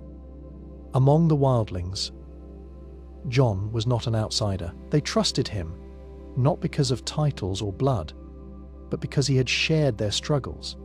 He had marched with them through Hardhome, fought beside them at the Battle of the Bastards, and opened the wall to give them safety.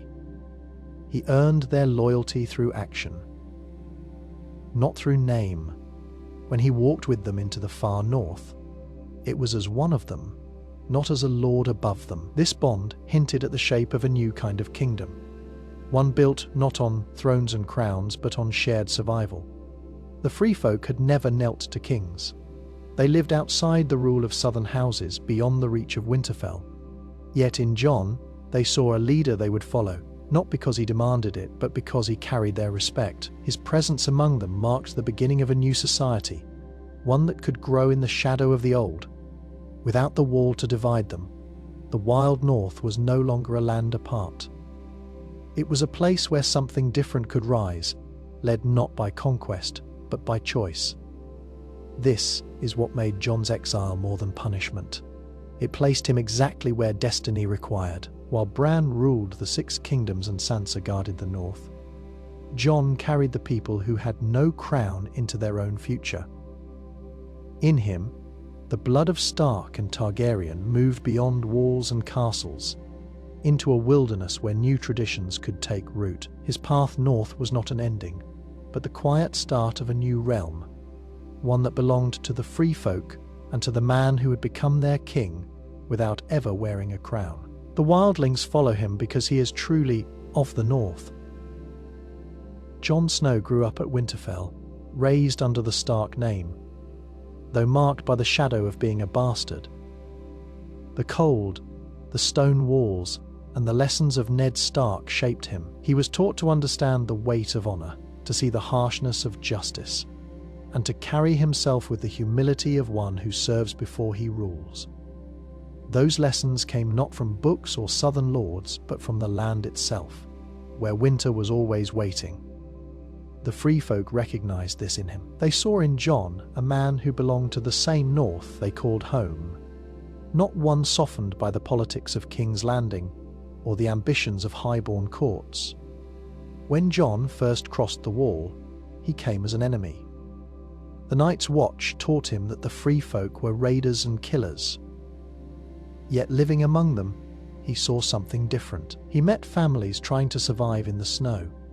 Clans held together, not by crowns but by loyalty and strength. He walked with Ygritte and learned their ways. He understood that their freedom was not lawlessness, but necessity in a land where winter killed the weak, and only the strong endured. By the time he returned to the Watch, he no longer saw them as foes. He had become, in part, one of them. That bond showed when he led them south through the wall. He stood before the gates, the Lord Commander of the Night's Watch, and defied centuries of hatred. His brothers called him traitor. But Jon knew what he was doing. He was saving the living, no matter what side of the wall they came from. To the Free Folk, this proved he was their ally. He did not treat them as subjects. He risked his life and his command to give them a chance at survival. That act bound them to him more strongly than any oath could. Jon's leadership in battle deepened that trust. At Hardhome, he fought at their side when the dead swept down on them. At the Battle of the Bastards, wildlings formed the core of his army, following him into a fight that was not theirs by blood, but became theirs through loyalty. They followed him not because he bore a crown, but because he fought with them, bled with them, and stood against enemies that threatened them all. When Jon walked north at the end, It was no surprise that the free folk went with him. They did not see him as a Stark lord or a Targaryen heir. They saw him as a man who understood their land, who shared their hardships, who lived by the same unyielding rules of the North. To them, he was proof that some men belong not to castles or thrones, but to the wilderness, where the cold shapes every choice. They followed him because he was not an outsider. He was one of them, born of the North, bound to its truth, and marked by its endless winter. His death fulfilled part of the prophecy, his rebirth the rest. The stories of Azor Ahai and the prince that was promised spoke of one who would be born again to face the darkness.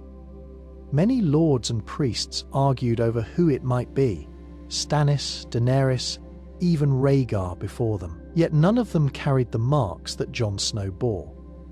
His death at Castle Black was the first half of the prophecy. His return by fire and prayer was the second. Together, those moments bound him to the ancient words more fully than any other figure in his age. Prophecies often spoke in riddles, their meaning only clear when the events were already past. Azor Ahai was said to be reborn amidst smoke and salt, to wake dragons from stone, and to carry a sword of flame against the long night. Jon's death met the first of these signs. Salt came in the tears of those who mourned him, smoke in the fires burning at the wall when he fell. He was a man whose watch had ended, and in that ending, he fulfilled the part of the riddle that demanded sacrifice. He gave his life, not in glory, but in betrayal, a knife in the dark from the very brothers he swore to serve. That moment stripped him of everything, body and soul. When Melisandre called him back, the second half of the prophecy awakened. He rose gasping, scarred, and changed. No longer bound by the vows that had chained him to the watch in that rebirth. He became something new, a man between life and death, carrying within him both the silence of the grave and the breath of the living. This mirrored the legend of Azor Ahai, whose great act was not just forging Lightbringer, but remaking himself through sacrifice. Jon's return was his Lightbringer, not a sword of flame, but his very existence, tempered through death into something capable of facing the long night. The proof came when he fought the White Walkers. Few men could stand before them, but Jon struck them down with Valyrian steel, as if fate had guided his hand. He united the free folk and the North, enemies for thousands of years, into a single host against the dead. His presence brought together men who would never have stood side by side otherwise. Prophecy did not speak plainly of such things, but in action, Jon embodied them. His death marked the sacrifice. His rebirth marked the power, and both together made him the one who could stand where others failed. The prophecy of the prince that was promised was never about crowns or thrones. It was about balance, about the one who would give everything and return changed to face the darkness. Jon's death broke him, his rebirth remade him, and in those two halves the prophecy found its answer. He was not simply born to rule. He was born to die, to rise again, and to fight for the living until the night itself was broken. Jon Snow may one day be remembered as the last true king. He never wore a crown in truth, and when men hailed him as king in the North, he bore the title like a weight rather than a triumph. Yet in the way he lived and in the choices he made, Jon embodied a kind of kingship that few rulers before him ever achieved. It was not rooted in power or conquest. It was rooted in sacrifice, in honor, and in the ability to place the needs of the realm above his own desires. These are the qualities that defined the rulers of old, and they may one day cause men to look back on Jon Snow as the last king who was worthy of the name. In Westeros, kings fought for crowns and paid for them in blood. Robert Baratheon claimed his throne by rebellion. Joffrey held it by cruelty. Stannis demanded it through law and faith. Daenerys sought it through fire and fear. Each of them saw rulership as a prize or a right. Jon never did. Even when his bloodline revealed him as the true heir of Rhaegar Targaryen, he did not act upon that claim. He never once demanded allegiance for the sake of his name. Instead, he won loyalty by the way he lived, by standing shoulder to shoulder with those he led, sharing in their hardships and their battles. That bond was stronger than any crown. When the Northern Lords raised him as king in the north, it was not because of lineage. They did not know his true birthright then. They chose him because he had saved them at Winterfell, because he had bled in the snow while leading them against the Boltons. He was king to them because he acted as one, not because he carried a title. That distinction matters, for it showed that his rule was earned through deeds, not inherited through blood. Even when power was within his grasp, Jon turned away from it. After Daenerys burned King's Landing, many expected him to take the throne. He had the strongest claim, the support of the North, and the trust of the men who had fought beside him. Instead, he killed the woman he loved to protect the realm from her fire. That choice ended his chance to rule. But it showed more kingly wisdom than any act of conquest. He placed the lives of countless innocents above his own destiny. Exiled to the north, Jon gave up crowns and thrones, yet in doing so he set himself apart. He became the kind of king who ruled not by law or force, but by memory. People would remember the man who saved them, who refused power, who walked into the snow with only his wolf and his people beside him. Long after the Iron Throne was gone, men may speak of him as the last true king, one who never claimed the title, but lived it more fully than those who did. Bran always saw Jon's path, but let it unfold naturally. As the three-eyed raven, Bran's sight stretched beyond the limits of men. He could look into the past, walk through the present, and glimpse the patterns of what was to come. He knew truths that others could not imagine, and he carried them quietly, waiting for the right moments to act. Among the many lives he watched, Jon stood out. His brother by blood and cousin by birth carried a destiny that stretched across both ice and fire.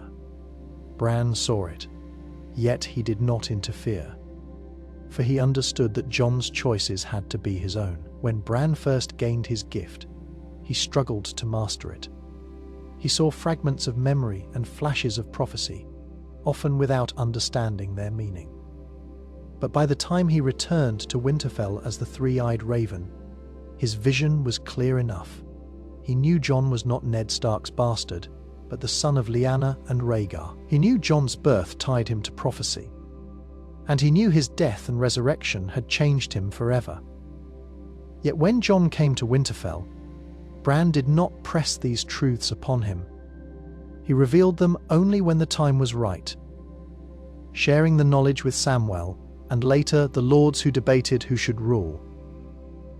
Bran's restraint came from wisdom. Prophecy has weight, and the more it is forced, the more it can twist. If Bran had told Jon his parentage too soon, it might have broken him. Jon was shaped by the belief that he was a Stark, bound by his father's name and his time at Winterfell. That humility made him who he was. If Bran had torn that foundation away early, Jon might have acted not from duty, but from confusion or pride. Instead, Bran allowed Jon to grow through trial, to lead the Night's Watch, to fall and rise, to face the dead, and to learn the value of sacrifice without ever claiming a crown. Consider Bran's silence during the war against the dead. He could see where Jon must be, but he did not command him. Jon had to choose to ride into battle to face the Night King and to unite the living. By letting Jon move as himself, Bran ensured the strength of his choices. A path forced upon him would have meant nothing. A path chosen carried the weight of destiny. When the wars ended, Bran accepted the throne, while Jon was sent north into exile. Some might call it injustice, But Bran had always known Jon's place was not on the throne. Jon's role was to be the shield, the wanderer, the man who carried the balance of ice and fire into the wild. Bran saw this from the beginning, but he never forced it. He allowed Jon to walk his road, even when that road ended in pain and exile. In Bran's eyes, Jon's destiny had always been clear, but it was Jon who had to live it step by step, with no hand guiding him but his own. The sword Longclaw was meant to find Jon, not the other way around. Valyrian steel blades are more than weapons. They are heirlooms bound to history, forged in dragonfire, and passed through generations like living symbols of bloodlines. They carry stories as much as steel, and their presence often marks the one who holds them as chosen in some way. Longclaw was no exception. It belonged to House Mormont for centuries, a proud relic of Bear Island. Yet its path changed the moment Lord Commander Giormont placed it in Jon's hand. That act was more than a gift. It was destiny, a sign that the sword had been waiting for him. Jon did not seek Longclaw. He had no claim to it by blood or inheritance. When he first took the Black, he bore a common blade like any other recruit. He earned respect not through steel, but through discipline, endurance, and the loyalty he inspired. Yet fate placed him in the right place, at the right time. During the attack at Castle Black, Jon saved Mormont's life. In gratitude, Jor gave him Longclaw. He even had the pommel remade, replacing the bear of House Mormont with the dire wolf of House Stark. That change was more than symbolic. It was a recognition that the sword had left one house and found its rightful place in another. From that moment, Longclaw and Jon seemed bound together. The sword carried Valyrian steel, rare enough that only a handful existed in all of Westeros. Few men had the chance to wield such a weapon, and fewer still could use it against the White Walkers. Yet Jon held it with natural ease, and it answered him. At Hardhome, when he struck down a White Walker, the sword shattered its frozen body in an instant. That act shocked both the living and the dead. It proved that Jon was not only chosen by chance, but that Longclaw had found the hand it was meant to serve. Weapons often reflect their wielders. Longclaw was forged for strength, yet it was carried by a man of restraint. Jon never used it for glory. He bore it in service, protecting his brothers, the free folk, and the North itself. The sword's history tied it to honor, and Jon's nature brought that history forward in new ways. It was as if Longclaw had been waiting for someone who would not use it to rule or conquer, but to defend. Even the moment Jorah Mormont gave it away suggests destiny. The Mormonts still lived, and the sword could have passed to another heir. But Jorah chose Jon, a man not of his blood, because he sensed something deeper. He may not have known Jon's true parentage, but he knew the boy was meant for more than the wall. Longclaw became proof of that unspoken truth. It did not belong to House Mormont any longer. It belonged to Jon Snow, the man it had been waiting to serve, as if the blade itself knew where it must rest. The Night's Watch vows foreshadowed Jon's life. I am the sword in the darkness. Those words were meant for every man who took the Black. But in Jon Snow they found their truest form. The oath was not poetry to him.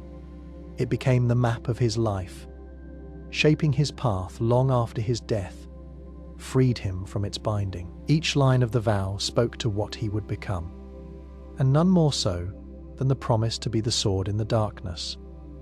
The Night's Watch was founded to guard against shadows that most men forgot. When Jon swore the words, he did not yet understand their depth. He thought the darkness meant raiders and cold nights on the wall, but as he rose to command, he learned that the true darkness was far older. It came in the form of the White Walkers and their endless dead. Against that threat, he did not stand as a king or a lord. He stood as a sword, wielded not for glory, but for survival. Longclaw in his hand became more than steel. It was the edge of fire in the cold, the weapon that turned prophecy into action. The vow also said, "I am the watcher on the walls." Jon lived that role beyond its narrow meaning. The wall was not just stone and ice. It was the line between life and death. And Jon carried that line with him. At Hardhome, when the dead rose, he stood at the shore watching as the Night King raised his army. No other sight captured what it meant to be the Watcher. Alone, with only a handful beside him, Jon bore witness to the darkness breaking loose. And he carried that truth back to the living. When he was betrayed and killed by his brothers, Jon fulfilled another line of the oath. "I am the shield that guards the realms of men." His own men saw him as a traitor, but he had acted for the realm. He opened the gates to the free folk because he knew they were part of the living, not enemies. That decision cost him his life, but it was the purest act of a shield, taking the blow so that others might endure. His death proved that he belonged to the vow more than to himself. Even after his resurrection, when he was freed from his oath, the words still clung to him. He no longer wore black, but he lived as if the vow remained carved into his heart. In the Battle of the Bastards, in the march against the Night King, and even in the moment he chose to end Daenerys' reign of fire, Jon acted as the sword in the darkness. He stepped where others feared, not to rule, but to hold the line. The words he spoke as a boy became prophecy, and his life unfolded as their fulfillment. The Night's Watch made many oaths over the centuries, but in Jon Snow, the vow became flesh. He carries the fire of Rhaegar's songs in his blood. Rhaegar Targaryen was more than a prince. He was a man of prophecy, music, and restless searching. He spent his life haunted by the belief that he or his bloodline would fulfill the promise of a hero reborn. His harp and his voice were remembered as much as his sword, for his songs carried the weight of longing and doom. Those who heard him said that his music could bring tears even to hardened men, because it was filled with the fire of fate. That fire did not end with him. It passed into Jon, his hidden son, who carried not only his blood, but the purpose that drove him. Jon never knew Rhaegar, never heard his songs or felt his presence. Yet the trace of his father's spirit lived in him. Rhaegar believed that his line would give rise to the prince that was promised, a figure who would stand against the long night. He thought it might be himself, then his firstborn, and finally his second son. But in truth, it was Jon, born of Rhaegar and Lyanna, who bore that weight. The songs that filled Rhaegar's heart with fire took form in Jon's actions. Even if Jon never heard the music, where Rhaegar played for courts and spoke of destiny, Jon lived it with sword and sacrifice. Consider Jon's choices. Again and again, he placed duty above desire. He risked his life to save the wildlings at Hardhome, knowing most would call him traitor. He marched into battles where the odds were hopeless, not for power, but because others would die if he did not. These were not the acts of a man chasing crowns. They were the acts of someone who carried a fire inside him that could not be put out. The same fire that once burned in Rhaegar's search for truth. The difference was that Jon expressed it not through harp strings, but through blood and steel. There were moments too, when prophecy itself seemed to hum around him, as if the echo of Rhaegar's songs lingered in the air.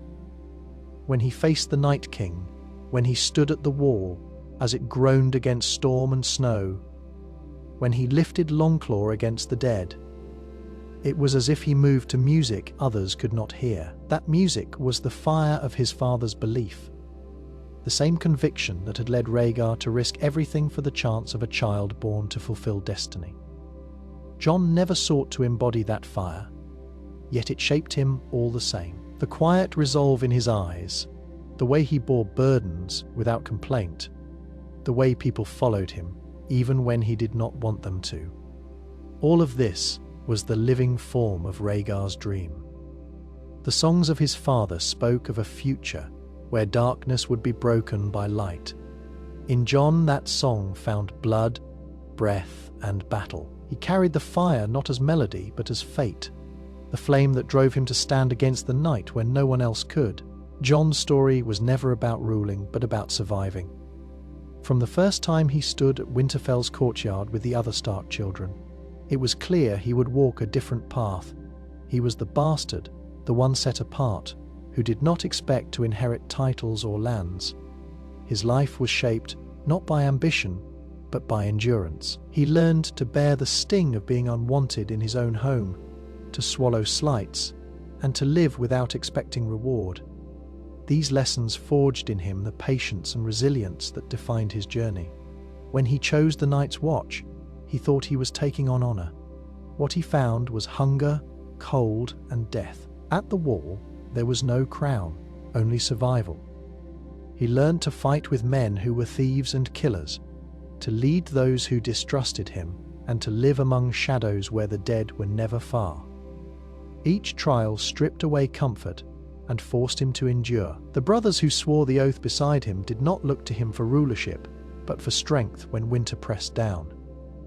His rise to Lord Commander came not because he sought it, but because others saw in him a survivor who could guide them through storms. Jon's time with the Free Folk deepened this truth. Among them, rank meant nothing. A man earned respect through action. They watched how he carried himself, how he hunted, how he fought, and how he treated others. Jon survived the frozen wilds, proved himself in hardship, and gained their trust. Even love, in the form of Ygritte, came to him not as part of a story of thrones, but of survival. Sharing fire and warmth in a land where cold could kill a man as swiftly as any sword. When the White Walkers came, survival became more than personal. It was the measure of the living against the endless night. Jon did not speak of destiny or crowns. He spoke of the need to fight together, to stand as one or perish. At Hardhome, when the dead rose, Jon's focus was not on glory. It was on saving as many as he could. He knew victory was rare, but survival, pulling even a handful back from the jaws of death, was enough to keep hope alive. Even in battles for thrones, survival guided him. At the Battle of the Bastards, he charged alone not for conquest, but because his brother's life was on the line. In the end, the battle was not about banners or power, but about saving Winterfell from ruin. Later, when Daenerys burned King's Landing, Jon's choice was not about ruling in her place. It was about stopping fire from consuming the innocent Every. Step of Jon's life showed the same pattern. He endured loss, betrayal, and death itself. Yet he rose each time, not as a king seeking dominion, but as a man determined to keep living and to keep others alive. His story was never about the crown on the Iron Throne. It was about the unyielding will to survive in a world that sought to bury him. His destiny is unfinished. The North will call for him again. Jon Snow's tale did not end when he rode beyond the wall with the Free Folk. That was not a conclusion, but an interlude. He had faced death, betrayal, and the fall of kings. Yet he remained. Exile was a release, but it was also a waiting. The North has a way of calling back its own, and Jon, bound by blood and by history, cannot remain apart forever. The North remembers those words are more than a motto. They are a truth carved into the people who live under endless winters. They remember those who betrayed them, but they also remember those who saved them. Jon had given them victories when none seemed possible. He led them against Ramsay Bolton and restored Winterfell. He faced the Night King when others hid behind walls. He treated the Free Folk as men instead of enemies, and forged peace that had never been thought possible. These deeds will not fade with time. When the North needs strength again, it will remember the man who stood for it when hope was gone. Exile beyond the wall looks like an ending, but in truth, it is a beginning. The free folk follow him not as a lord, but as a leader they chose. In their eyes, he is more than Stark or Targaryen. He is one of them, shaped by hardship, trusted because he earned his place in their ranks. His bond with them means that when the North calls again, Jon will not return alone. He will return with the loyalty of people who have never bent to crowns, a force outside the reach of southern politics, bound to him because he walked with them in the snow. The North itself seems to demand his return. Winterfell may be ruled by Sansa and Bran may hold the throne as king, but both rest on fragile foundations. Power shifts, and the realm is never free from struggle. Sooner or later, the North will face a threat it cannot weather with walls and banners alone. When that moment comes, the people will look to the one who lived for them, died for them, and still walks among the wilds. Prophecy, too, lingers in Jon's path. He was the one who fulfilled the promise of death and rebirth, the balance of ice and fire. That kind of destiny does not end with quiet exile. It waits. His scars mark him as one who belongs to both life and death, to both wolf and dragon, to both wildling and stark. The North will feel that absence when the time comes, and when it does, his name will rise again, not as a claim to crowns, but as a call for survival. Jon Snow's story cannot close with exile. The North will call for him, because in the heart of winter, they will remember the man who carried them through the dark.